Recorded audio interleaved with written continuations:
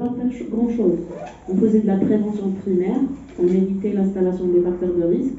Une fois l'AVC installé, on fait la prévention secondaire, c'est-à-dire on essaie d'éviter la récidive. Mais sur le coup, lorsque l'événement vasculaire survient, il n'y a absolument rien à faire. Mais depuis l'événement des unités neurovasculaires et surtout de la thrombolyse, on arrive à agir dans la phase aiguë, pas seulement. Donc on prévient avant la survenue, on agit pendant la phase aiguë et on prévient par la suite. On fait ce qu'on appelle la prévention secondaire grâce à la thrombolyse qui permet d'éviter un décès, une dépendance sur 7. Donc sur 700 personnes, vous arriverez à sauver 10 personnes. Une personne qui allait sortir sur chaise roulante, elle sortira ambulante et elle marchera par ses propres moyens. D'accord ? Donc vous vous rendez compte de l'intérêt de la thrombolyse et du LV. Alors les accidents vasculaires cérébraux, c'est quoi ? On va dire c'est l'ensemble des pathologies cérébrales comme ça en rapport avec une anomalie vasculaire. Alors ils sont répartis en accidents vasculaires artériels, d'accord, et accidents vasculaires veineux. Ceux-là, on en parle rarement, d'accord, parce que regardez, ils sont très rares, moins de 1%. Ils représentent que 1% des événements vasculaires. Allez. Des événements vasculaires. Donc 99% des AVC vont être artériels et donc 2/3 des cas, ils seront ischémiques. D'accord ?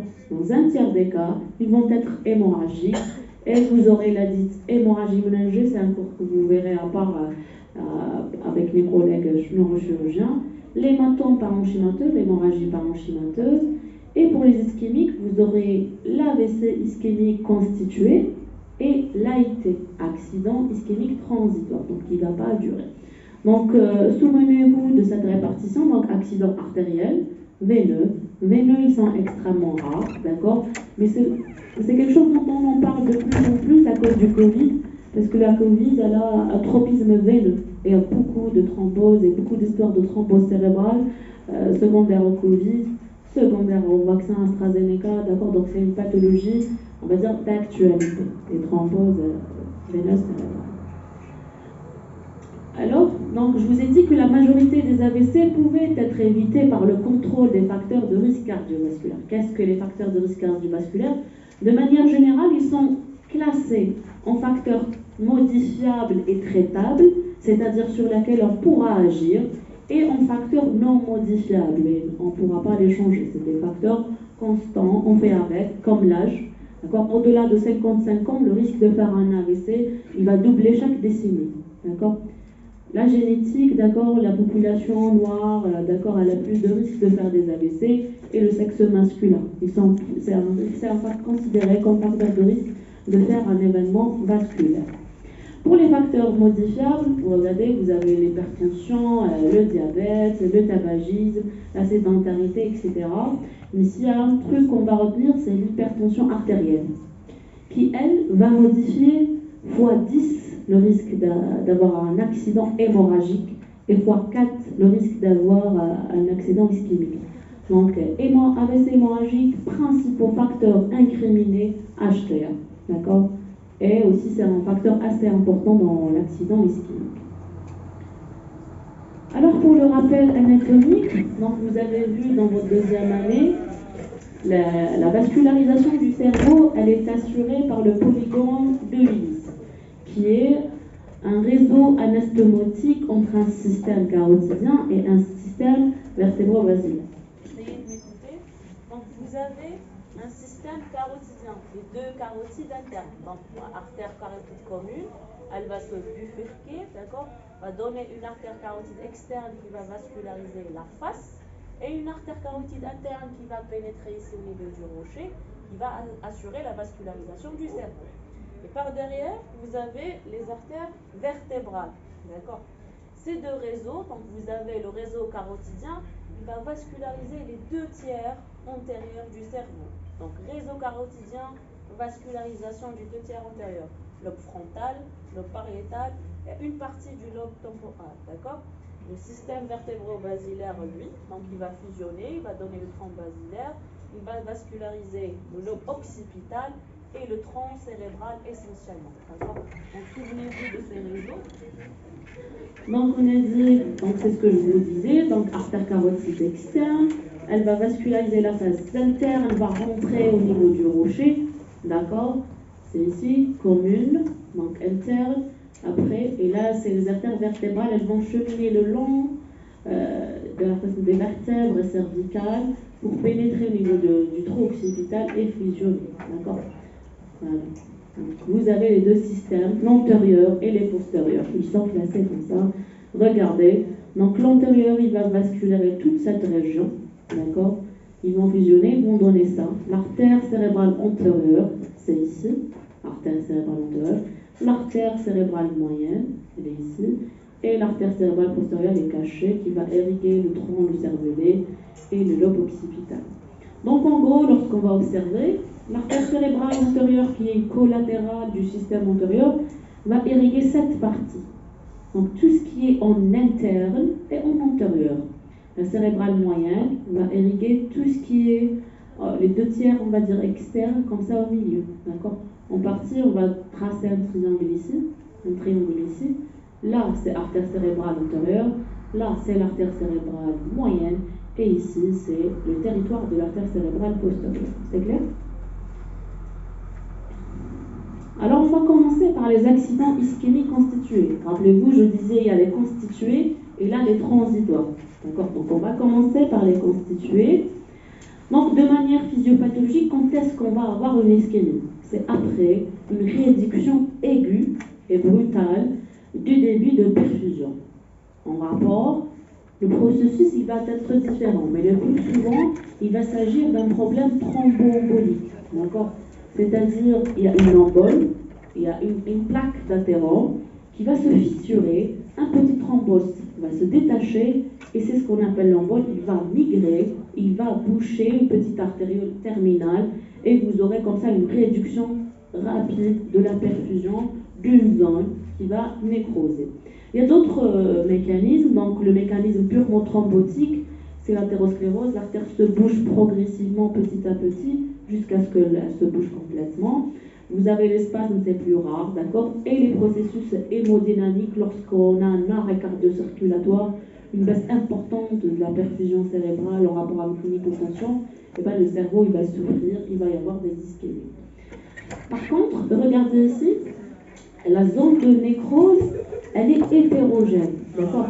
Que vous allez, une fois l'artère elle est bouchée, on va avoir différents territoires.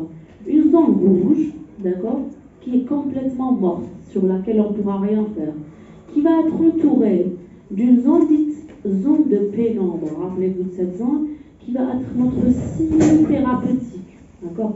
La zone de pénombre, cette zone jaune va être notre cible thérapeutique parce que cette zone, les neurones, ils sont encore vivants, ils sont sidérés, ils sont figés, mais on peut les faire revivre si on agit vite.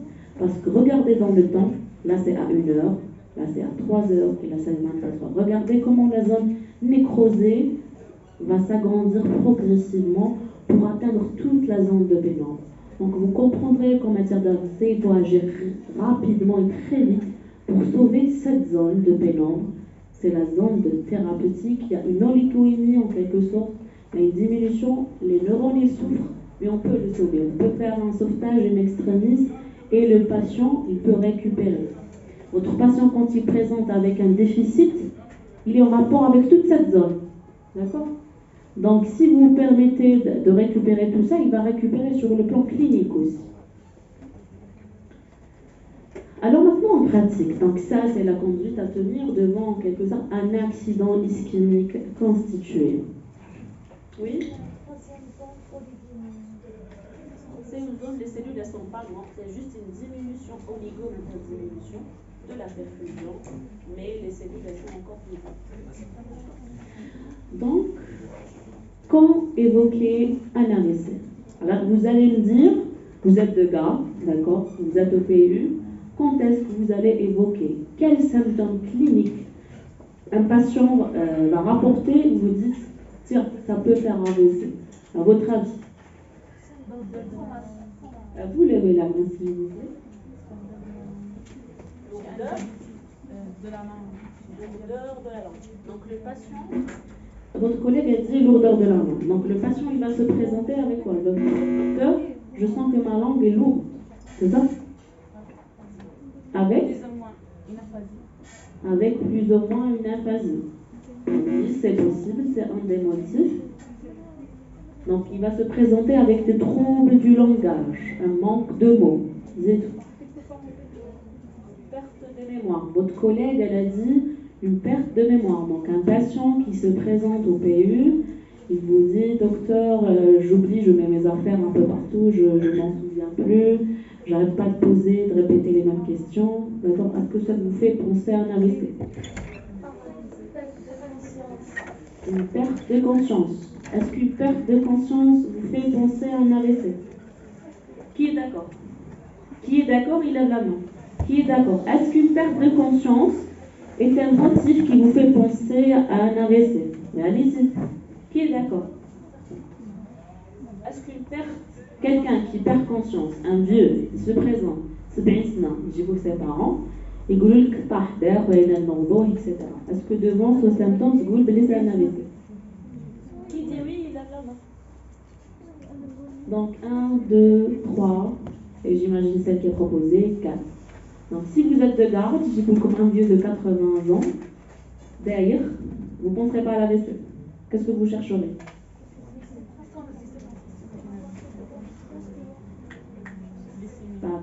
Ok, on va laisser de côté perte de conscience, après on va répondre à ce que oui ou non, une perte de connaissance doit tout de suite nous faire penser à un AVC ou pas.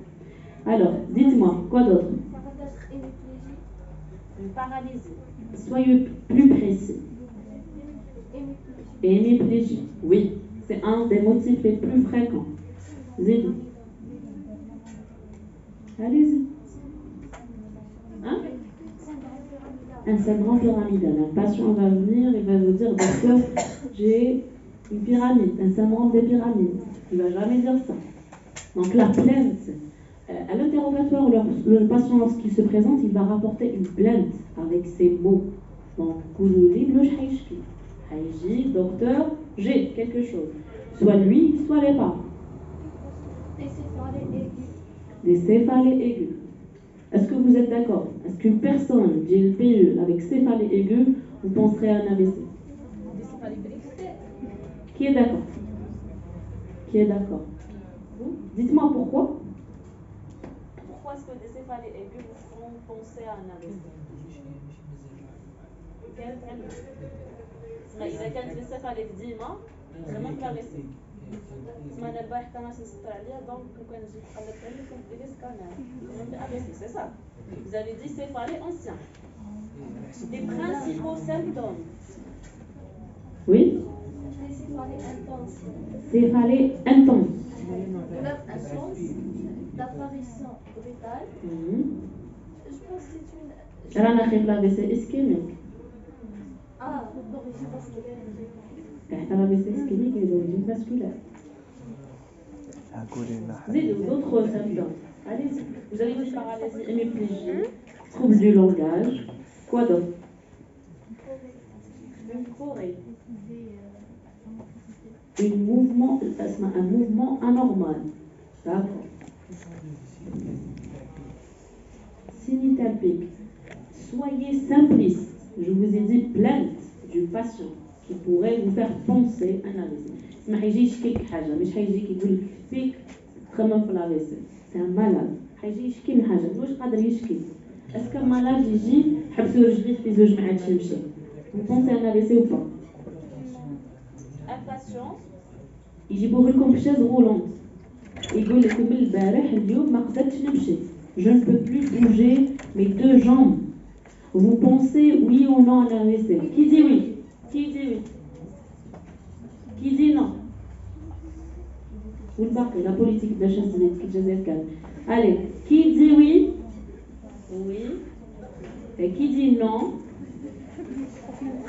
Le seul qui a dit non. Vous pouvez me dire pourquoi? Allez, pourquoi? Non, je vous ai dit, il a une paraplégie. Il a né les deux. Tétraplégie, c'est les 4 membres. Hémi, c'est les mi-corps. Para, c'est les 2 membres inférieurs. Donc, il a fait une paralysie. Les 2 membres inférieurs. عاد ما يمشيش جا sur chaise roulante. Vous avez dit, vous étiez la seule pratiquement à avoir levé la main et à dire non, je ne penserai pas à un AVC, un accident cérébral. Pourquoi? Vous avez raison. Voilà. Les autres, ils ont eu tort, ou la moitié des cartes blanches et marocaines. Allez-y. Pourquoi? Quelqu'un peut me dire pourquoi? Puisque l'AVC est une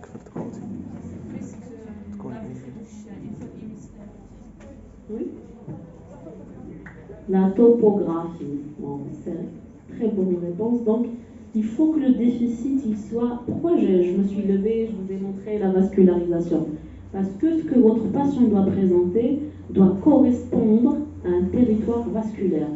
Ben, maladie qu'on a une paraplégie, les deux côtés, c'est l'air motrice, d'accord?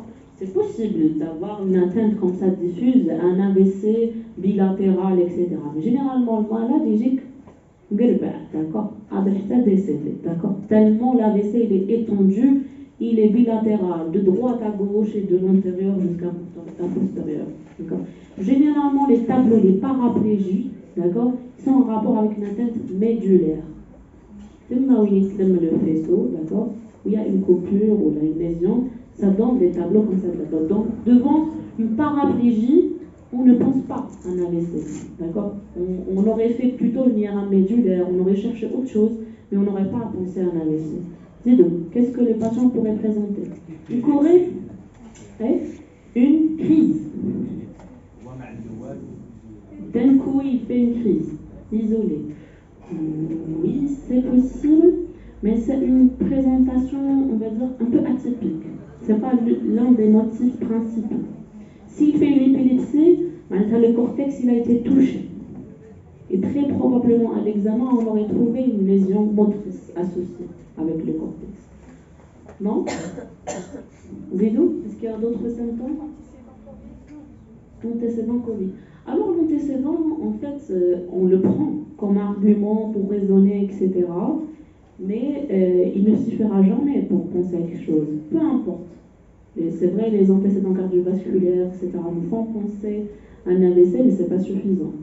Et il faut insister plutôt sur les plaintes. Donc les principales plaintes, c'est les hémiplégies, les troubles du langage, surtout le manque de mots, d'accord? Parce que généralement, le patient est très gigolo. Les hémiplégies, elles peuvent être proportionnelles, il y a une totale, tout le corps. Après, elles peuvent être, on va dire, non proportionnelles, prédominantes sur le bras, sur le membre inférieur. Une Corée, c'est possible, mais c'est extrêmement rare. Quand le noyau gris il est touché, généralement ça se déclare un peu tardivement après un intervalle. Ce qu'il faut retenir en fait, c'est ça. C'est déficit neurologique et c'est perte de fonction, d'accord? D'accord? Le plus souvent, quand il y a quelque chose d'additif, une crise, un mouvement anormal, d'accord? Tout ça, des phosphènes, c'est-à-dire il voit des lumières dans son champ visuel, ça ne nous fait pas penser aux premiers abords à un AVC ischémique. Ça peut, mais d'emblée comme ça, il faut qu'on recherche autre chose avant de dire c'est un AVC ischémique. Dans les symptômes visuels, ce qui est pathognomique de l'AVC, c'est les cécités brutales. Parce que l'artère ophtalmique, branche de la carotide, quand elle est touchée, hop, il vous le coupe normalement, d'un coup, tout est devenu noir. Cécité monoculaire. Un des symptômes les plus fréquents, cécité monoculaire, trouble du langage, hémiplégie, qu'elle soit proportionnelle ou non, d'accord? On passe, donc on a dit déficit, focal, d'accord? Et enfin, d'apparition brutale. C'est la signature de la pathologie vasculaire. Maladie qui vous dit, docteur, ça fait une semaine, je suis تعبت كركرها بشوي بعد سمانة هذه ما نقدرش خلاص نطويها d'accord quand c'est comme ça progressif et qui s'aggrave lentement d'accord ce n'est pas vasculaire. Le vasculaire il est brutal, il y a le maximum des symptômes il est atteint en moins de 2 minutes. Généralement يقول كنت نمشي طحت جيت نوق بعيد نحرك رجلي مرته تقول كان يهضر معايا وداكم ما قدرتش نفهمه d'accord quand c'est la phase de Wernicke c'est ça. C'est vraiment, il n'y a rien, il y a quelque chose. Quand cette signature brutale, elle manque à l'interrogatoire, première bête d'être mauvais autre chose. Donc vous dites, tiens, C'est pas parce qu'il est âgé, que clairement, dès l'hémiplégie, c'est AVC. D'accord? Il y a plein de tumeurs qui se déclarent à cet âge, d'accord? Il y a plein de problèmes qui peuvent donner une hémiplégie. Donc, c'est ce que je disais. Donc, on a dit que le déficit devait être systématisé. Comme a dit votre collègue, il répond à une topographie. C'est-à-dire, il obéit à une systématisation, à une vascularisation artérielle. Donc, je vous ai dit, ici, c'est lequel territoire? Artère cérébrale antérieure. Et là, moyenne. Et ici, postérieure. Voilà. Donc, si vous avez un accident ischémique cérébral dans le territoire de l'artère cérébrale antérieure gauche, vous connaissez de malade. Regardez votre homunculus. Vous êtes ici, en interne. Oui, hémiplégie, mais elle sera. Oui, droite. A. Elle sera non proportionnelle. Parce que le faisceau pyramidal, au départ, il est comme ça, éparpillé. Il se réunit au niveau de la capsule interne. Donc, il y a une partie qui est. Donc, il aura une hémiplégie à prédominance crurale. Il va avoir une plainte surtout du membre inférieur. Quand il le membre supérieur, il gît avec une monoplégie. Un seul membre déficitaire. Dans le territoire ici. Donc, déjà, il est malade, monoplégie, d'installation brutale. Je vais chercher quelque chose ici. D'accord? Dans le territoire de la cérébrale antérieure. Alors qu'ici, cérébrale moyenne, brachio-facial. Donc ça peut être prédominance, il peut faire juste une paralysie faciale assez importante ou une atteinte ici. D'accord?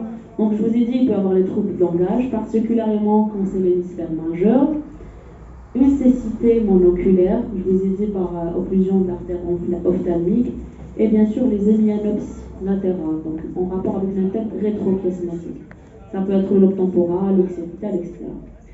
Maintenant, je vais vous poser une colle. Est-ce que la paralysie faciale, comment elle est dans l'accident vasculaire cérébral? La paralysie, vous savez, il y a une paralysie faciale centrale, une paralysie faciale périphérique. Cliniquement, moi, je kiffe. Donc, l'AVC, qui fait quoi la paralysie faciale? Qui dit périphérique? Qui dit périphérique? Est-ce qu'on peut avoir une paralysie faciale périphérique dans l'AVC? Non? Centrale? Elle est purement centrale. Mais j'ai comme un malade de paralysie faciale périphérique, moi je AVC. Non, impossible. Non? Quelqu'un peut me dire comment on fait la différence entre une paralysie faciale périphérique et une paralysie faciale centrale? Est-ce que quelqu'un a une idée que j'ai comme le malade avec une paralysie? Cliniquement, quand nous le voyons, comment faire la part des choses? Est-ce que vous saurez? Oui. La disparition des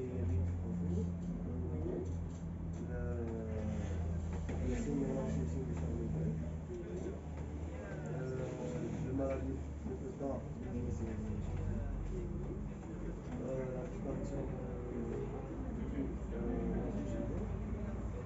et la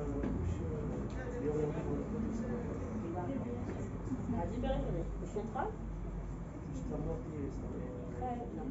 Donc la paralysie faciale centrale, elle touche la moitié inférieure. Donc il ne peut pas. Si je lui demande de gonfler, il n'y aura qu'un seul côté. Le muscle buccinateur est déficitaire. Il n'y a qu'un côté. Si je lui demande de fermer les yeux, il arrivera à fermer les yeux. D'accord? Par contre, le périphérique, c'est ce qu'on appelle le signe de Charlemagne. C'est quoi? Tellement l'orbiculaire de l'œil est déficitaire, il ne peut pas fermer les yeux. Même qu'il écoute, il est en là.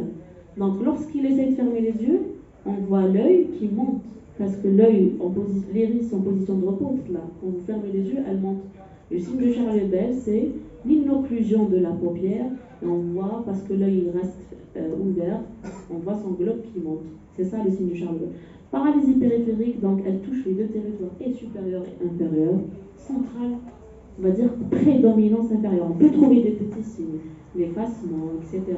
Mais jamais mettre le gamin Charlemagne. D'accord? C'est ça comment on fait la différence. Et oui, on peut trouver quand même une paralysie faciale périphérique dans l'AVC. Le territoire vertébro-basilaire. Parce que le nerf facial, il rouge, mais le pont. Si vous avez une ischémie, vous aurez ce qu'on appelle les syndromes alternes. D'accord? Les syndromes alternes veulent dire, d'un côté, une atteinte du père crânienne, d'accord? Oculomoteur, abilité de strabisme, double, d'accord? Et de l'autre côté, vous avez une atteinte des voies langues, soit pyramidale, sensitive, peu importe. C'est ça, alterne. Parce que le vaisseau pyramidal est croisé, ou les nerfs crâniens sont croisés, surjouent du même côté. Donc, côté nerf crânien et côté voie langue, et c'est possible donc, de trouver une paralysie faciale périphérique dans les syndromes alternes en cas d'AVC dans le territoire vertébro-basilaire. C'est clair? Oui? Pas de questions? Alors on enchaîne. Donc là c'est pour rappeler les territoires. C'est quel territoire ici au Matkaraouch? Quel territoire? Moyen. Donc artère cérébrale moyenne. D'accord? Regardez le patient ce qu'il a après. Hémiparisie. D'accord? Après dominance brachiofasciale. Le territoire sylvien moyen, toujours on le classe en superficiel et en profond. Ça c'est une IRM. D'accord? Donc vous voyez cette hypodensité, d'accord? Et bien elle a un rapport avec un accident ischémique sylvien superficiel. Et ici, bon, c'est un peu flou, mais regardez comment c'est bien tracé. L'AVC c'est toujours comme ça, parce que c'est un territoire musculaire, c'est toujours signé, vraiment signé. Quand le territoire n'est pas bien clair, on doute que c'est un AVC. Parce que le scanner au final, il ne va jamais vous dire ça c'est un AVC. On va dire il va nous aider pour le diagnostic d'élimination, mais jamais avec certitude, parce qu'il va juste montrer une hypodensité. Et c'est avec un faisceau d'arguments qu'on va dire que c'est probablement un AVC. D'accord? Mais l'hypodensité, elle n'est pas spécifique. C'est son siège, le fait que ça soit dessiné comme ça, voilà, etc. Le contexte, le fait que c'est un déficit brutal qui nous font penser à un AVC. Et ici, c'est l'artère cérébrale antérieure, donc le patient il a eu un déficit rural avec un syndrome frontal. Donc dans le vertébro-basilaire, je vous ai dit, on a surtout les syndromes alternes, d'accord, les atteintes des nerfs crâniens, troubles de la déglutition. Particulièrement un qui est très fréquent, c'est le syndrome de Wallenberg. Les patients IGO avec un vertige rotatoire très important, troubles de la déglutition en rapport avec une lésion rétro-olivaire au niveau du bout. C'est un des tableaux les plus fréquents du pays. Les sujets âgés, vertige rotatoire, d'accord, par atteinte du nerf vestibulaire, vomissement et troubles de déglutition en rapport avec un AVC rétro-olivaire au niveau du but. Donc retenez. Alors maintenant, j'accorde le patient. Il a eu un déficit, voilà, une hémiplégie, rien qu'à l'interrogatoire brutal, d'accord, d'installation très rapide, en 2 minutes, vous avez évoqué l'AVC. Alors tout de suite, il ne faut pas réfléchir. Il faut lancer l'alerte thrombolyse, d'accord? Parce que souvenez-vous, la zone de pénombre, quand la zone de pénombre, elle va se transformer en zone ischémique et elle va mourir au Méditerranée, d'accord? Dans les autres pays qui se respectent, même ils sont malades. Ils disent ils le malade AVC, d'accord? Il est prioritaire dans la chaîne dans la chaîne de soins, d'accord? Une fois il lance l'alerte thrombolyse, tout le personnel, tout le matériel, il doit être en priorité dédié aux patients suspects d'AVC, d'accord? Il faut être rapide parce que regardez, chaque minute perdue, c'est 2 millions de neurones qui vont décéder. Alors maintenant, votre patient, vous dites comment j'ai comme déficit, vous avez lancé l'alerte, c'est bon, lancez tôt, il va partir faire son scanner. D'un coup, il s'améliore, il récupère complètement. D'accord. Vous allez rentrer dans le transitoire, c'est l'AIT. Des fois, j'ai des patients hémiplégiques, il va récupérer, c'est bon, très mal, d'accord. C'est pas parce que le déficit il s'est amélioré que votre degré d'alerte et de vigilance doit diminuer. Le problème, il est toujours là. Il faut le chercher, d'accord? Il y a une artère qui est bouchée, un trouble du rythme. Il peut refaire un AVC dans l'immédiat. Quand les deuxième est encore plus sévère. Et allez, vous continuez d'agir, vous continuez d'explorer, vous faites votre examen et vous continuez votre exploration. Il ne faut pas passer dans classe de terre, d'accord? On continue avec le même degré d'alerte. Alors maintenant, de quelle nature il est? Donc, on a le patient JA, hémiplégie d'installation brutale. Il a 70 ans, diabétique, acheté ancien grand fumeur. Vous pensez à un AVC, il tire le scanner. Est-ce que cliniquement, à l'interrogatoire, vous pouvez dire est-ce qu'il est hémorragique ou infarctus? Moi, à mon époque, enfin lorsque j'avais votre âge, qui connaît un âgé, je me suis dit en gros, avec ischémique, hémorragie, qui après? Et pourquoi faire un scanner? De toute façon, c'est la même chose au final. Est-ce que vous pensez que cliniquement, vous pourrez faire la part des choses entre ischémique et hémorragie?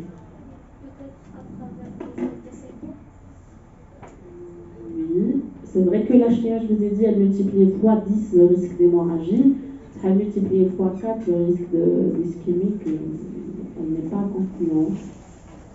Après, oui, c'est un maladie sous anticoagulant, voilà, allergique avec un INR très élevé à 7 fois la normale, etc. Vous allez peut-être penser à une hémorragie.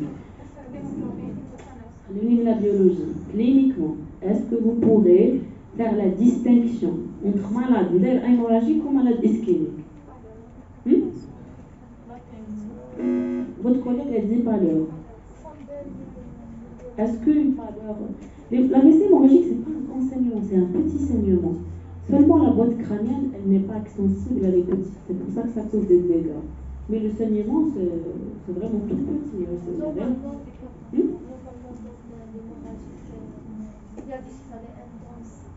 Oui. Donc il y a des signes orientateurs, comme les céphalées. Oui, c'est possible. Est-ce qu'il y a autre chose? Signes d'HIC. Oui. Les signes d'HIC. Donc les signes d'HIC, c'est vrai, ils sont plus fréquents dans l'AVC hémorragique. Je vous les signes d'HIC.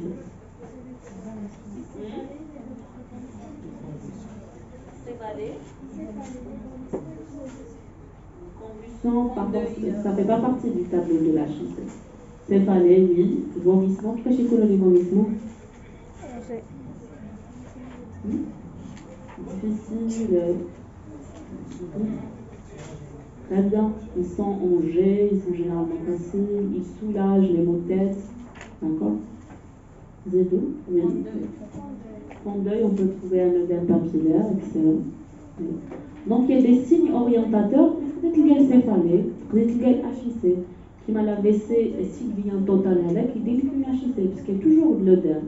Il y a des cellules qui vont en mourir, il y a de l'œdème cytotoxique en rapport avec la lise des cellules. L'HIC, elle peut être vue dans l'AVC ischémique. À elle seule, elle ne va pas suffire. Madame, la rapidité d'installation. La rapidité d'installation. Qui l'a expliqué? Par exemple, les hémorragies, les atteintes constatatives. L'ischémie. Puisque l'ischémie.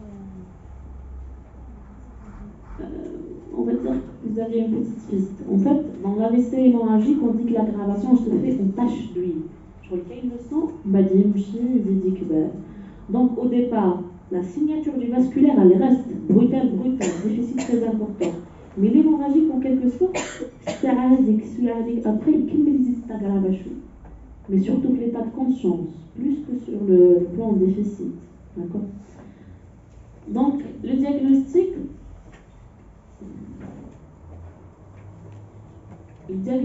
il est radiologique. D'accord? Jamais, sur la clinique seule, vous arriverez à dire ce patient d'elle hémorragique, ce patient d'elle ischémique. Et la prise en charge, elle va différer. Ischémique, hémorragique, mais il reste indispensable. Dès que l'attitude fataliste du d'accord? Il faut l'enlever de vos têtes. Il y a des signes orientateurs, mais ils ne suffiront jamais à dire clairement et de manière certaine que c'est un AVC hémorragique. Les céphalées sont plus fréquentes, les signes d'HIC. On a dit qu'il y a un syndrome rapidement progressif dans les quelques heures. C'est l'aggravation en tache d'huile.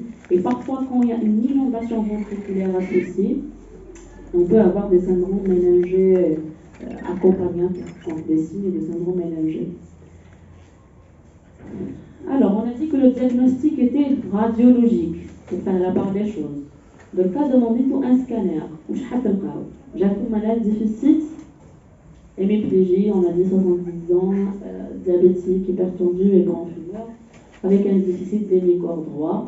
Vous êtes toujours scanner. Ou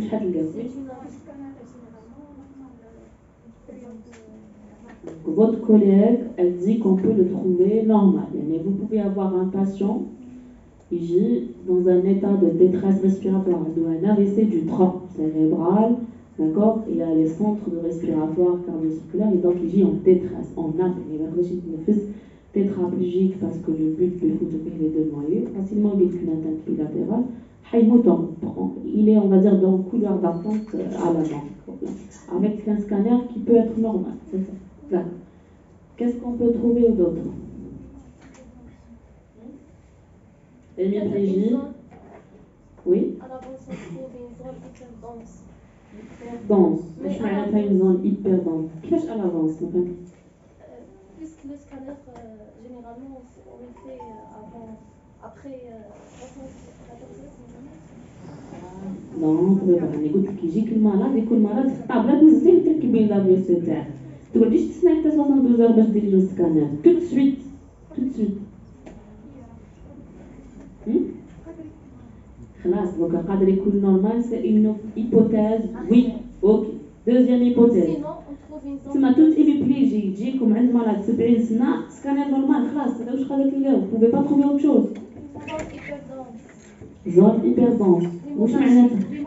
Donc تقدري تلقاي le scanner il peut révéler une hémorragie. Il va révéler une hyperdensité en rapport avec l'hémorragie. زيدوا كاينه une autre hypothèse. تسمى كي يجيك malade hémiplégie, il y a normal, il y a sang. Il n'y a rien qui peut expliquer l'hémorragie. Il faut dire autre chose.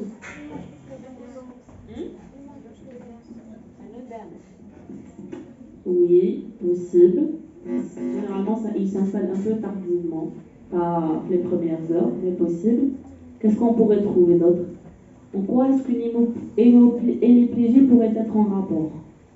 Mais en quelque sorte, c'est les étiologies d'une hémiplégie. Je crois que les cerveau, les malades de l'hémiplégie. Tumeur, oui.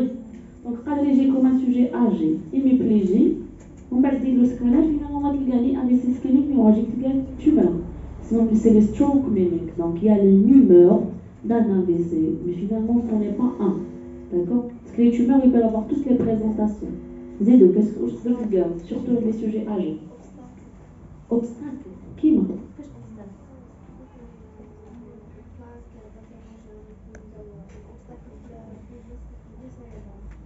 Oui, on peut trouver une plaque d'athérome à l'intérieur du vaisseau, c'est ce qu'on appelle le signe de l'artère hyperdense. D'accord, on peut observer ça. C'est le signe indirect de l'AVC. Généralement, ils apparaissent précocement. D'abord moment et après l'hypodensité, elle va s'installer par la suite. Qu'est-ce qu'on peut trouver aussi? Une malformation vasculaire.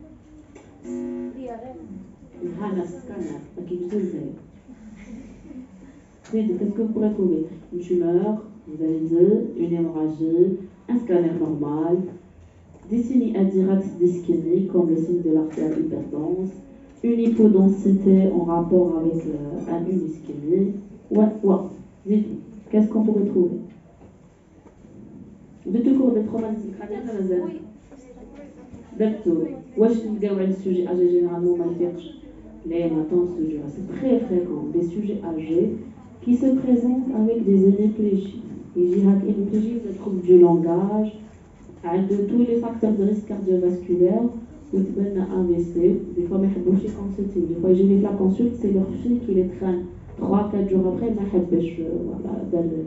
pas démarrer à la ballon qui m'a jarre ou là, ils ne veulent pas venir. Alors qu'il a un problème tout autre. D'accord? C'est généralement des petits traumatismes bénins, et après, il installe le déficit, les hématomes fibrileux. Il fait partie des grands mimeurs d'AVC. Donc, on a des 3 situations. Donc, normal à signe indirect d'ischémie. Vous avez l'hémorragie cérébrale, donc il va montrer une hyperdensité qui révélera l'hémorragie, ou bien quelque chose de vraiment différent. Donc, généralement, on dit que les 6 premières heures, le scanner il est normal, bon, l'image est un peu floue, le scanner il va évoluer dans le temps. Ici on ne voit rien, progressivement Des 24 heures, l'hypodensité commence à apparaître. Tiens, à 30 jours, on va avoir carrément une cavité porencéphalique, une perte carrément de la substance du parenchyme cérébral. Voilà, c'est l'estrogonique, donc l'hématome, la lentille biconcave, isolance, un hématome sous-dural, une reste subaigu. Un abcès cérébral, il peut se présenter sur ça par un déficit fréquent des sujets âgés qui ont une mauvaise dentition, des maladies, des abcès, des affections des dents. Hop, ils font des abcès, ils est silencieux, silencieux, silencieux. D'accord. Les cavernions, qui sont des tumeurs qui saignent et qui ont comme ça des présentations parfois pseudo-stroke, qui sont un peu brutaux dans leur présentation. Donc cette plaque, c'est pour vous dire que finalement, qui j'ai camarade avec une hémiplégie, dit le scanner est normal, mais parce que ça peut être autre chose, surtout qu'on est un sujet jeune. Les scléroses en plaques, les maladies auto-immunes, le scanner, il n'est pas performant pour analyser la substance blanche. Le scanner, les lésions démyélisantes. Le scanner, il n'est pas performant. Il est fait, c'est un outil, il se trouve beaucoup plus neurochirurgien que la traumato. C'est tout. Il a ici, son utilité est surtout ici. Et pour l'analyse fine du cortex, du parenchyme, c'est l'IRM. Et le scanner, la phase aiguë d'analyse, son intérêt, c'est de faire la part entre hémorragique et ischémique. C'est tout. Hémorragique ou là, ou laquelle autre chose. C'est tout ce qui va. C'est ça son utilité.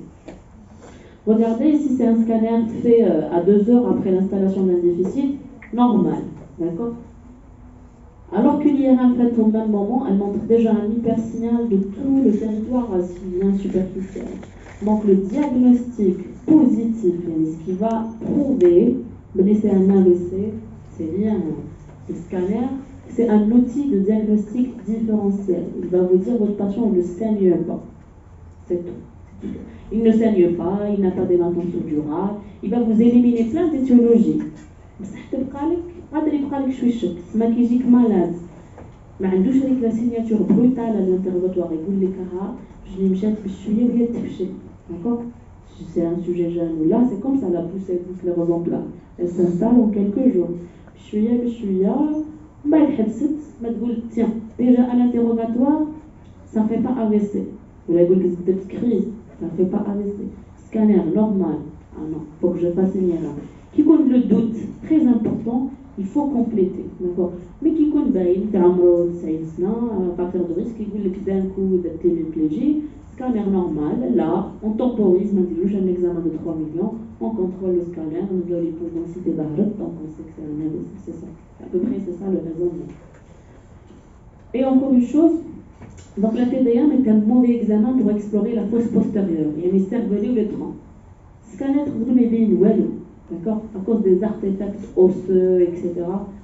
C'est vraiment un examen à pas faire lorsque vous suspectez un accident dans le territoire vertébro-basilaire ou la mer vraiment. Alors maintenant, on va passer à la prise en charge en elle-même. Alors les patients, ils vont être, on va dire, catégorisés en deux groupes. Ceux qui vont venir avant 4h30 et ceux qui vont venir tardivement, après 4h30. La prise en charge, elle va changer. 4h30, 4h30. Alors pourquoi 4h30? C'est les délais de thrombolyse. Le thrombolyse, on va injecter un produit en intraveineux qui va recanaliser, il va déboucher l'artère bouchée et va permettre le sauvetage de la zone de pénombre. Donc les délais hados, la zone de pénombre, elle peut encore être sauvée. Mais au-delà, c'est bon. D'accord. Donc si vous êtes dans une région éloignée, etc., vous n'avez pas de traitement thrombolytique, votre hôpital ne fait pas la thrombolyse, c'est le malade. D'accord. Le taxi, vous pouvez vers une région qui thrombolise. D'accord. Quand on est éligible, on ne fait pas la thrombolyse, une arythmie, ils font la thrombolyse. D'accord. Je préfère que il se fait thrombolyser, récupérer les déficits, là j'ai d'accord. Donc il faut se renseigner par rapport aux zones qui font les thrombolyses, même les communes où ils disent les thrombolyses, d'accord. C'est un traitement qui est disponible. Donc ne gardez pas les patients. Les patients qui arrivent dans les délais de thrombolyse de 4h30, adressez-les rapidement vers les centres qui font la thrombolyse. Et on décubitus strict au lit, d'accord, faut pas y aller. Normalement, tant qu'on n'a pas vérifié que les vaisseaux du cou, les carotides, elles sont libres, même complètement athérosclérosées, mais parce qu'il y a hypoperfusion, d'accord, la zone ischémique dit s'ouvrir plus et la nécrose elle va s'étendre. Donc normalement, à l'été, on fait un coup de sonde et là il se relève, ok. Le transport s'il est stable sur le plan hémodynamique, l'ambulance, le pompier ou le taxi, l'essentiel, le moyen le plus rapide chez le bilha. D'accord. Et enfin, notez l'heure exacte au dossier. D'accord. Ça va aider la prise en charge. Il faut avoir le réflexe d'aller à quelle heure. Essayez de savoir à quelle heure j'ai tous les déficits pour avoir une idée sur la prise en charge après. Bien sûr, l'interrogatoire, il y a des choses qu'on va rechercher, c'est les contre-indications, la thrombolyse, le traitement anticoagulant. Parce que la thrombolyse, c'est un traitement qui va déboucher, mais avec un risque de saignement important. Donc on recherche les notions de traumatisme, est-ce qu'opéra, ma opérage, ça, il y a toute une liste de contre-indications qu'on va cocher, c'est une checklist qu'on va faire, d'accord. Ben là, on va passer à la prise en charge, bien sûr l'évaluation des constantes, etc. Mais il y a une chose importante, c'est l'évaluation neurologique initiale, d'accord, et le CG. Tout patient AVC, jusqu'à aujourd'hui, je fais ma ronde de déchoquage des patients AVC à l'été, mazal badalouch le CG. L'entrée de la visite le CG, nous avons une ACFA, d'accord, un trouble du rythme qui, lui, était responsable de l'AVC et qui doit être traité parce qu'on est à risque de refaire une embolie, un AVC, une oblitération d'une artère du membre, etc. Donc, systématique, tout AVC, ECG, d'accord, tout le monde. Et une évaluation neurologique initiale, on a fait avec ce score, le score NIS, ou NIHSS, d'accord. C'est un score, c'est avec ce score qu'on va décider est-ce que le patient est thrombolisable ou pas. On ne thrombolise pas tous les patients. D'accord. On va choisir. Il y a ceux qui sont candidats et ceux qui ne le sont pas. Voilà, c'est le score de Nice. Le score de Nice, alors, il est basé sur l'examen neurologique. D'accord, je vais rechercher à chaque fois, je vais noter. Et je vais avoir un score de 0 à 42. 0, examen normal. Généralement, c'est les AIT. Transitoire registre, là, je peux le mettre examiné, il y a un canal. D'accord. 42, c'est les AVC malins.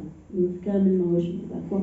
Donc on va coter. Donc c'est une analyse qui est corrélée au volume de l'infarctus.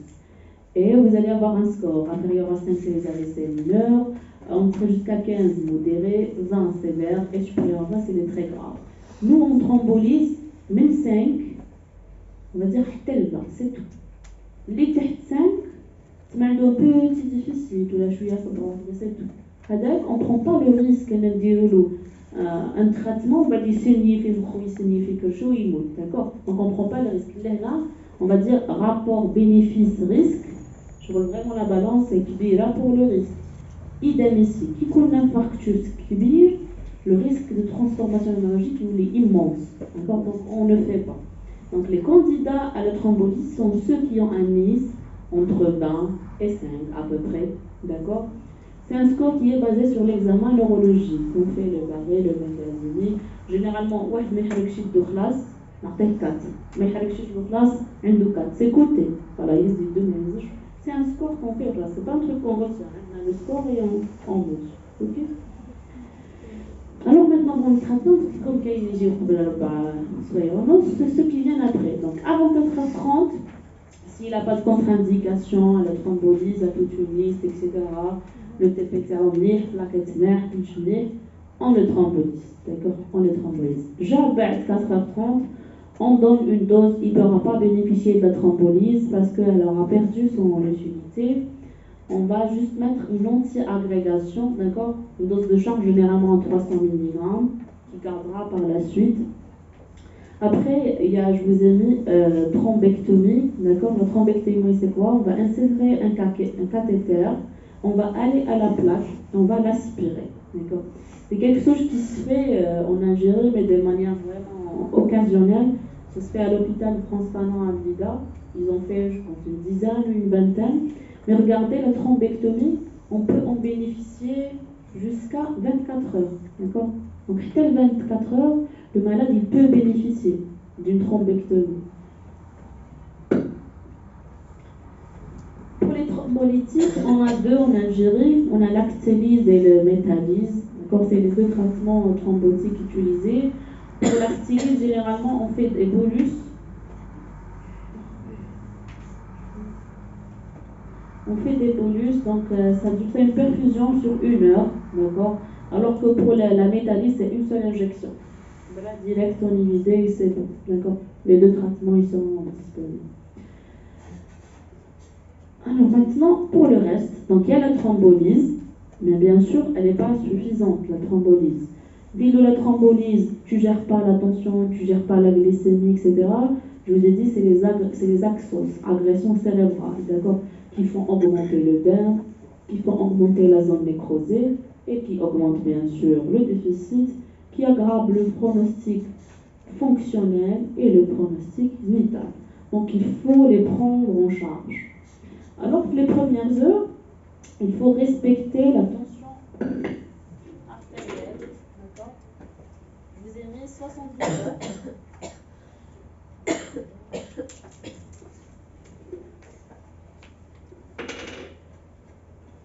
C'est clair, vous arrivez à suivre? Oui.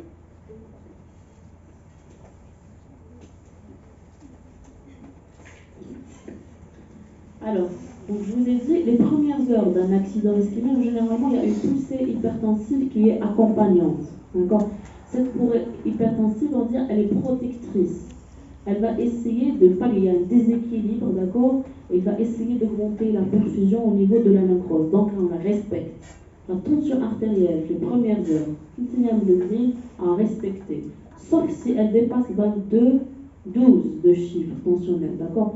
Il y a une maladie chronique, le traitement, d'accord. On arrête les traitements antihypertenseurs et on respecte la tension artérielle parce qu'elle est protectrice, d'accord. 2, il faut mettre les patients sous héparine préventive, à dose préventive, parce qu'un patient il peut alité, mais il ne ou il a un côté qui ne bouge pas du tout, mais il est au risque de faire une thrombose. Il dit thrombose, il dit embolie, d'accord. Et l'embolie, on ne peut pas la traiter parce qu'il a un AVC, parce qu'il y a un risque de saignement entre le corps de cercle infernal, d'accord. Et généralement, c'est des patients qui n'évoluent pas bien. Donc, il faut avoir le réflexe, dès la première journée, il faut mettre les patients sous héparine à dose préventive, d'accord. Généralement, les premières 24 heures, on fait ce qu'on appelle les compressions pneumatiques. C'est des sortes d'attelles comme ça qui se gonflent et qui se dégonflent pour permettre au sang de monter et faire un bon drainage veineux, d'accord. Alors, il faut avoir aussi l'attitude d'appeler les collègues neurochirurgiens parce que parfois l'AVC est tellement important, il va comprimer, il va bloquer la circulation du SCR, il va être responsable d'une hydrocéphalie qui est aiguë. Maladie qui coule bien, hop, il dégrade son score, il aggrave, d'accord. Il faut penser à faire des scanners de contrôle, plein de choses.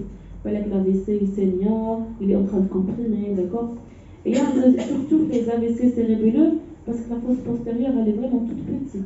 Petit AVC cérébelleux, tout de suite, il y a le canal V4, c'est glycéclétron, maladie, d'accord. C'est des gestes simples qui peuvent sauver. Il y a aussi l'hémicraniectomie décompressive. Donc ils font un volet, ils l'enlèvent, ils laissent le temps que la tension artérielle diminue, ils la. Mais honnêtement, moi j'ai jamais vu ça. D'accord, ça, ils ont fait des cas pareils, mais ici à Batna Saadi, Mazel Matel. Mais c'est possible, mais c'est pas tout le monde qui est candidat. Généralement, les gestes vraiment importants, c'est des AVC, c'est des sujets jeunes. On va jusqu'au bout pour le sauver. Mais qui coule, etc., on ne va pas à ce genre de gestes ultimes. On reste assez conservateur. Alors, je vous ai dit, il faut prendre en charge le reste, donc la tension. Vous avez un objectif glycémique, donc un objectif tensionnel, un objectif glycémique. La glycémie ne doit pas dépasser 1,8, sinon le derme il va augmenter. D'accord. S'il a des troubles de déglutition, il risque d'inhaler, donc il faut mettre les patients sous sonde nasogastrique. Une fièvre, une hyperthermie, elle va être responsable d'un hypercatabolisme qui va augmenter les facteurs toxiques, etc. Et la zone ischémique va grandir. Donc toute cette prise en charge, elle va faire que votre patient aura un meilleur pronostic moteur. Au lieu de chaise roulante, il faut avec calme, d'accord. Et au lieu de avec un, il faut avec une calme sécurité, etc. Ça améliore vraiment les patients. Et enfin, la mobilisation précoce. Une fois qu'il l'écho, les artères elles sont bonnes, c'est bon. Il faut qu'ils se mettent debout. Plus le patient va être alité, mais chez nous, même pas le PGU, que j'ai des hypotensions orthostatiques. Il faut faire une rééducation pour faire la levée. Donc 24 heures, 12 heures, d'accord, éco-normal, faut qu'il marche. Voilà. Donc c'est tout pour l'AVC ischémique. J'espère que vous avez compris. Il faut revoir après, ça ne sera jamais suffisant. Pour l'accident ischémique, donc on va enchaîner transitoire. En fait, ce qui va changer, vous pourrez avoir les mêmes manifestations de l'AVC. Mais ici, cliniquement, le patient n'a pas de. Et l'urgence, ce n'est pas de traiter. L'AVC ischémique, l'urgence, c'était de traiter et de sauver la zone pénale. Ici, l'urgence, c'est d'identifier l'étiologie. Parce que votre patient, il a une bombe à retardement. Il a un syndrome de Wolff-Parkinson, il a, je ne sais pas, une ACFA, d'accord. Il a un problème de thrombophilie, quand c'est les sujets jeunes, quand c'est un enfant. Un déficit en protéine C, en protéine S, et le sang hypercoagulé. D'accord. Qu'il est hémophilique, mais il saigne, ou qu'il a une thrombophilie, mais le sang il démet trop rapidement. Il donne des AVC, donc plein de problèmes. Donc l'urgence, c'est d'identifier ce genre de problème pour éviter que l'accident, ce syndrome de menace, ne devienne un AVC constitué. D'accord. C'est ça l'urgence. Donc les symptômes, je vous ai dit, peuvent être vraiment très variés, mais attention, toujours, signature vasculaire, symptômes brutaux, d'accord. Parce que la consultation, il faut les malades, il vous donne plein de symptômes. J'ai le vertige, parce que vous voyez ici, il y a vertige, j'ai d'accord, il y a plein de symptômes. Mais quand c'est l'installation progressive, sur des jours, etc., il ne faut pas penser à l'AVC. Ou les symptômes comme ça peut être analité. Non, il faut toujours que ça obéisse à cette systématisation artérielle et cette signature du vasculaire qui est brutale. Sinon, on n'y pense pas. Alors, pour les étiologies, on va les classer de manière simple. Soit c'est le cœur qui déconne, d'accord. Soit c'est les macroangiopathies. C'est les vaisseaux le cou pour des raisons différentes, d'accord. Ça dépend. Mais en tout cas, c'est ça. Soit macroangiopathie, c'est les vaisseaux du collement musculaire, d'accord. Soit microangiopathie, c'est les petites artérioles à l'intérieur du cerveau qui ne sont pas bien. Maintenant, pour les étiologies, bon, les cœurs, généralement, c'est les cardiopathies emboligènes, d'accord.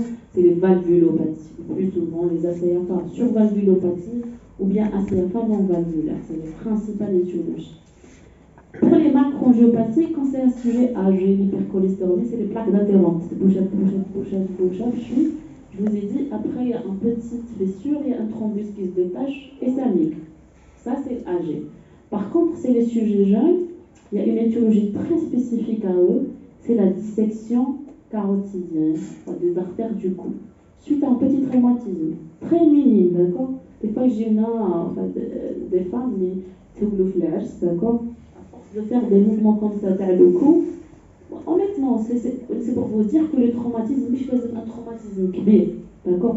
Je laisse moi dire pour qu'il fasse une dissection, d'accord. C'est des traumatismes. Il fait un mauvais geste comme ça, d'accord. Tout attaque l'artère carotide, d'accord. Tout attaque, il y aura du sang qui va s'accumuler, qui va se thromboser. Elle est torticolée parce qu'on a en neurologie qui génère torticolée, donc je ne sais pas. D'accord. Mais je vous le dis quoi, le colis anti-inflammatoire, ou relaxant, on craint toujours la dissection parce qu'elle ne vous livre pas.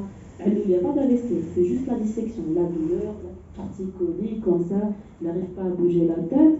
Après un intervalle libre de 1 jusqu'à 3 mois, avec le sang, le thrombogen, hop, il passe le un peu, il dit que l'AVC, soit l'électricité, soit l'électricité.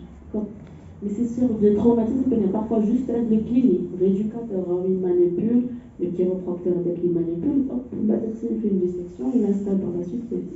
C'est le principal étiologie des AVC chez les sujets jeunes, la dissection des artères du tronc supraortique, d'accord. Et ici, c'est toujours la tension, l'HTA, le diabète, le tabac, enfin, tout ce qui est responsable d'artériosclérose. Il y a artérosclérose, dépôt d'athérome, artériosclérose. Les artères, elles vont devenir dures, sclérosées, elles vont pas bien, elles ont tendance à se boucher, à s'éclater, etc. Donc essentiellement, c'est les principales étiologies, donc le cœur, les dissections pour le sujet jeune et le dépôt de plaques latérales et la microangiopathie, d'accord. Il y a les étiologies, je vous ai dit, très rares, d'accord.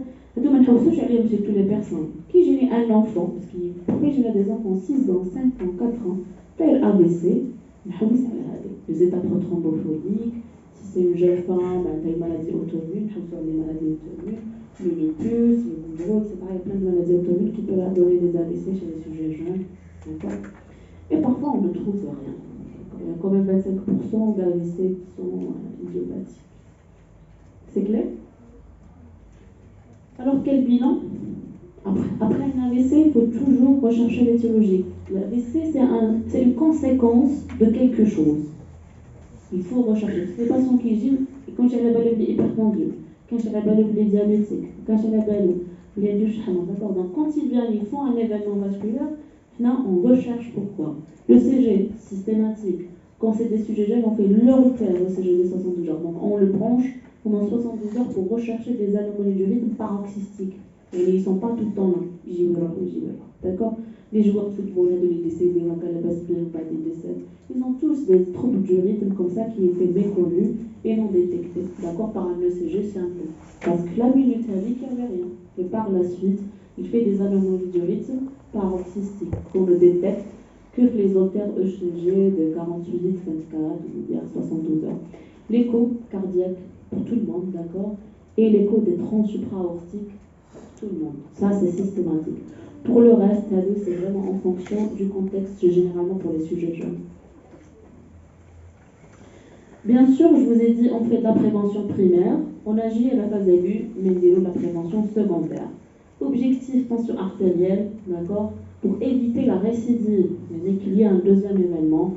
LDL, normalement, chez toute personne qui a fait un AVC, le cholestérol doit être à 1 gramme. Et enfin, la glycémie, objectif, HbA1c, doit être inférieur à 7. Et surtout, l'anti-agrégation, d'accord. Ça permet d'extrachier à l'aspégique.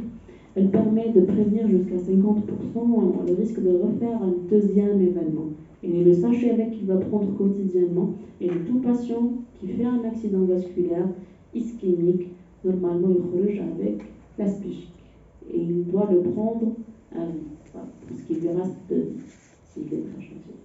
D'accord. Bien sûr, il faut manger, avoir une alimentation méditerranéenne, etc. Tout ce qui est sucré, trop salé, trop gras. Essayer de faire un sévrage tabagique, avoir un objectif de BMI inférieur à 25. Et je vous ai dit, toujours dans la prévention secondaire, pour éviter de refaire, il faut une écho de tronc supraortique. Pourquoi? Pour dépister ceux qui ont des artères carotides complètement bouchées. Parce qu'on peut faire un geste de sauvetage, on fait une endarrérectomie. On ouvre, on a la plaque pour éviter qu'il ne repasse. Et ça se fait un peu partout, ça se fait à Constantine. Tous les services, une qu'il y a une chirurgie vascularisée, c'est un geste très simple, tout le monde le fait. Donc l'endarrérectomie pour tous les patients qui ont une sténose récente et symptomatique, elle est marquée là. Quand on fait l'écho, le radiologue il te dit, elle est sténosée à 50%, elle est sténosée à 40%, il y a une plaque d'athérome, l'extérieur non sténosante. Et quand elle est sténosante, il faut agir idéalement la première semaine, parce que c'est là où le risque de récidive. Parce que des fois, des patients J, il est bien, là, AVC, usine, AVC, il faut que l'AVC. D'accord, pour sauver ces patients. Et voilà. Donc, au final, l'ordonnance de sortie, il faut retenir l'aspirine. J'aimerais ne plus avoir un patient qui s'est antécédents ou AVC, on m'a rouge marteau sous aspirine. Tout le monde. Ça, c'est quelque chose que le généraliste devrait faire et que vous devez être apte à faire. La gestion de l'AVC, c'est quelque chose que le généraliste devrait faire. D'accord. Mais le d'accord. Les AVC du sujet jeune, lui, envoyez le spécialiste, ouais, il explore. Mais un sujet âgé, classique, ou normal, vous pouvez le traiter, le mettre sous statine, sous aspirine. Il y a des cas où il y a sous anticoagulants, c'est les troubles du rythme, emboligène, etc. Mais sinon, quand c'est un truc standard, cardiovasculaire, c'est l'aspirine. Il faut qu'il ait ça a son ordonnance. Et voilà. C'est clair pour l'AVC ischémique? Alors maintenant, on va enchaîner toujours avec l'AVC hémorragique. Donc, contrairement à l'AVC ischémique, l'AVC hémorragique, lui, il est vraiment extra de très très mauvais pronostics. Mortalité, la moitié, oui.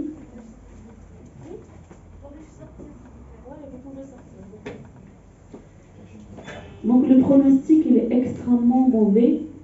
50% des personnes qui vont avoir un AVC hémorragique vont décéder, d'accord? Et la moitié dès les premiers jours, donc même pas 48 heures, 30 minutes, d'accord?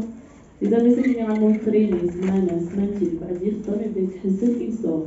L'hémorragique, lui, voilà, sur le plan pronostic vital, c'est très mauvais. Sur le plan pronostic fonctionnel, rien, d'accord? يعني إذا نجح منع من الموت le déficit ça va, il coule la graisse. Okay. Le diagnostic, il est purement radiologique, d'accord? Diagnostic scanner, très rapide pour le diagnostic TAC. Alors la présentation, elle n'oubliait pas une systématisation artérielle. C'est pas une zone nécrosée où il fait le vaisseau responsable. Donc il n'y a pas de systématisation qui m'a l'AVC ischémique. Je vous ai dit après, il y a les sinus suggestifs. Mais franchement, voilà, quand il y a des crises convulsives, une altération importante, quand c'est très grave, généralement c'est hémorragique en quelque sorte. Alors pour la classification, suite au ischémique, on disait accident ischémique dans le territoire de l'artère cérébrale antérieure, c'est comme ça qu'on parlait. Dans l'hémorragie, comment on classe les AVC hémorragiques? C'est en hématome profond, le centre ou les noyaux centraux. Et les hématomes superficiels, les proches de la corticale, d'accord?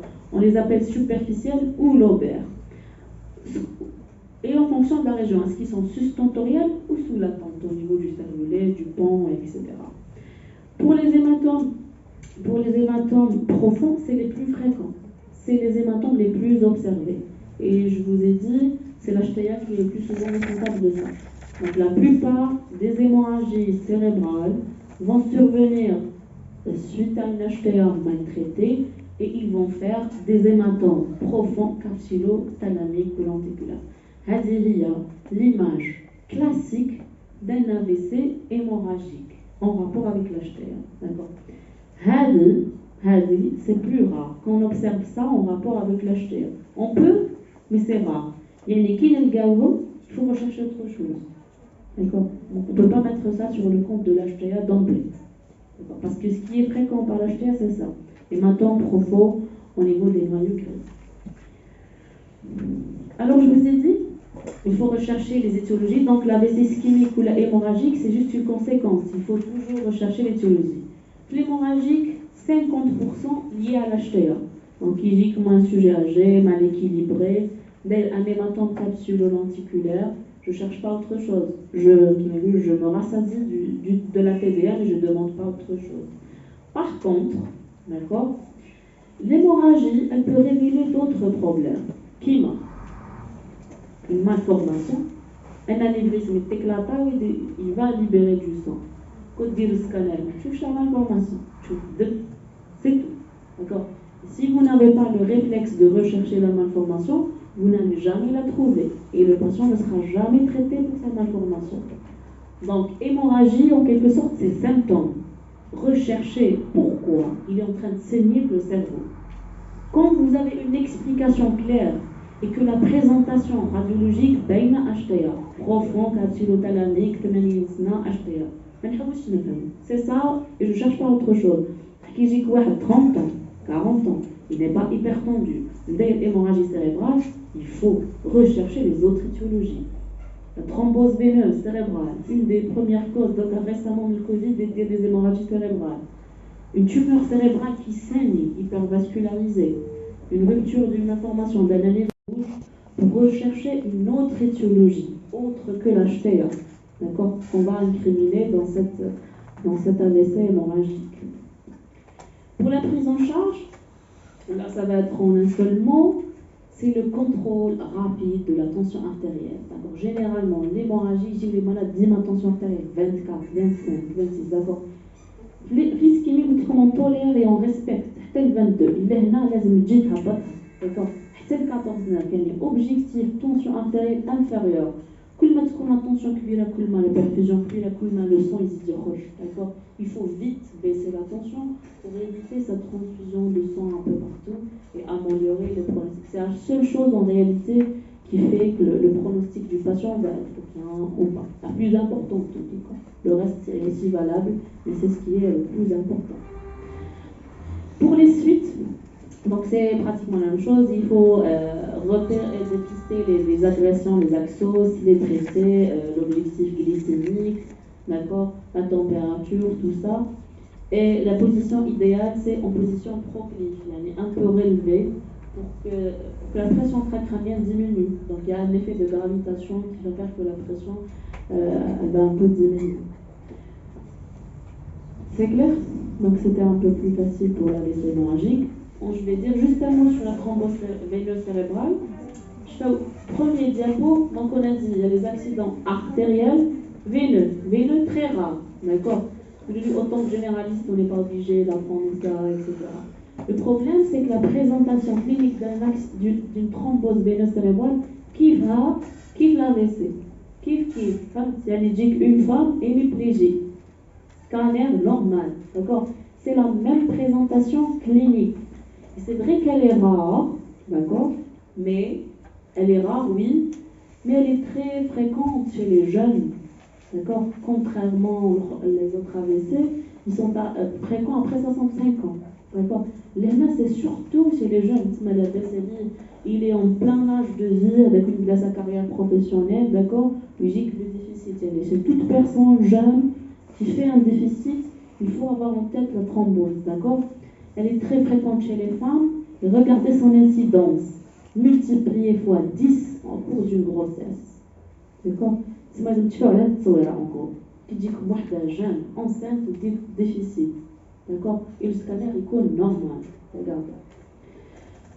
Présentation clinique très similaire à l'AVC, donc soit trouble de langage, soit hémiplégie, soit crise convulsive, surtout ils sont très fréquents, d'accord.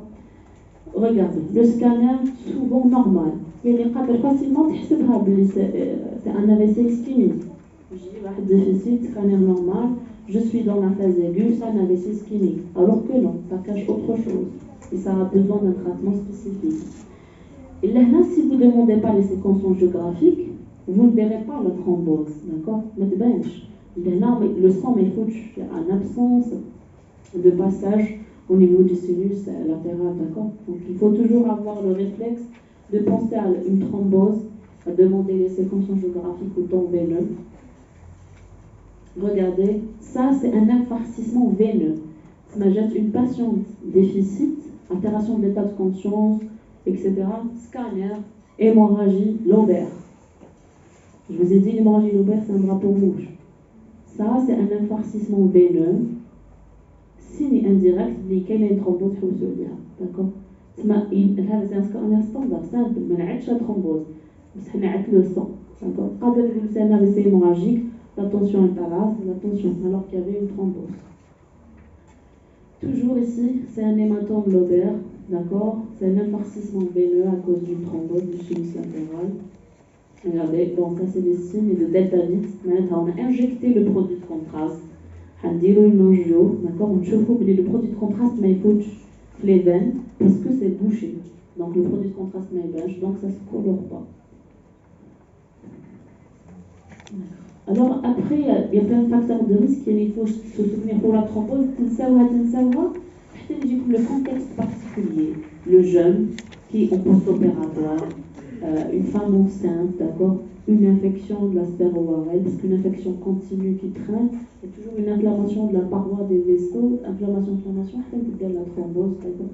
Il faut se souvenir de ces contextes, d'accord, chez lesquels et qui vont nous faire penser à une thrombose. Alors le traitement, c'est l'anticoagulation. Donc vous gérez ce que vous aurez, le cas de dépistage, la thrombose, jamais mettre ta patiente sous Héparinothérapie à dose curative, c'est une dose très élevée. Généralement, on donne 2 fois, matin et soir. D'accord. Même en cas d'infarcissement, la patiente a hémorragie, ça ne sous anticoagulants. Parce qu'il faut déboucher la veine, elle réabsorbe le sang. Mais le sang, parce qu'il n'y a plus de veine, la veine est drainée, le sang veineux. Du coup, il sort dans le parenchyme. Donc, il faut déboucher la veine pour que la veine puisse réabsorber et drainer ce sang. D'accord. Et les délais, ils sont vraiment variables. Et surtout, arrêter la contraception, parce que c'est un facteur qui est assez incriminel. C'est ce que